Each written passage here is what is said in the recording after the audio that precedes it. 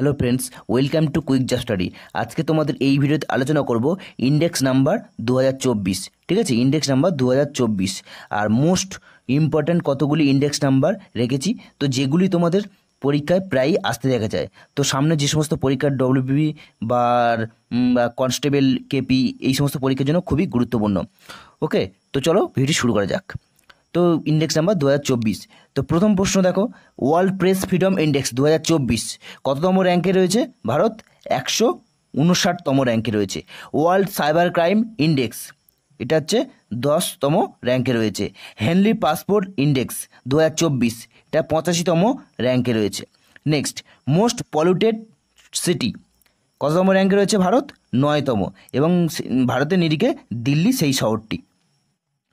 Next দেখো, global hunger index 2023, global hunger index 2023 অনুসারে 111তম। এখনও 2024 সালে যেগুলো ডিক্লেয়ার হয়নি সেগুলি 2023 সালে লেখা আছে। ঠিক আছে, পরে পরে আরও আসছে। Corruption perception index, corruption perception index 93তম র্যাঙ্কে রয়েছে ভারত। গ্লোবাল পিস ইন্ডেক্স 2023 126তম র্যাঙ্কে রয়েছে। ওয়ার্ল্ড হ্যাপিনেস ইন্ডেক্স 2024 126তম র্যাঙ্কে রয়েছে। তাহলে গ্লোবাল পিস ইন্ডেক্স এবং ওয়ার্ল্ড হ্যাপিনেস ইন্ডেক্স 126তম দুটোই র্যাঙ্কে রয়েছে। আচ্ছা, নেক্সট, গ্লোবাল কম্পিটিটিভনেস ইন্ডেক্স 2023, এটা কততম র্যাঙ্কে রয়েছে? 40তম র্যাঙ্কে রয়েছে। আচ্ছা, next, global gender gap index, এটা অনডেক্সড হয়ে গেছে।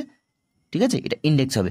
গ্লোবাল জেন্ডার গ্যাপ ইন্ডেক্স 2023 অনুসারে 127তম র্যাঙ্কে রয়েছে।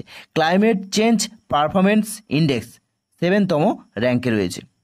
নেক্সট দেখো, আচ্ছা, global trade outlook and statistics index, এটা 4তম র্যাঙ্কে রয়েছে। ইন্টারন্যাশনাল ইন্টেলেকচুয়াল প্রপার্টি ইন্ডেক্স 42তম র্যাঙ্কে রয়েছে ভারত। লজিস্টিক্স পারফরমেন্স ইন্ডেক্স 38তম র্যাঙ্কে রয়েছে ভারত। আচ্ছা, next and last, Hurun global unicorn index 3তম র্যাঙ্কে রয়েছে।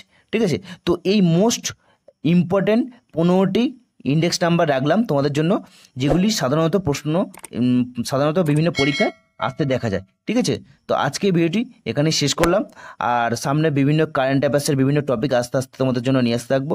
আর অবশ্যই ভিডিওটি ভালো লাগলে লাইক করবে, কমেন্ট করবে। ধন্যবাদ।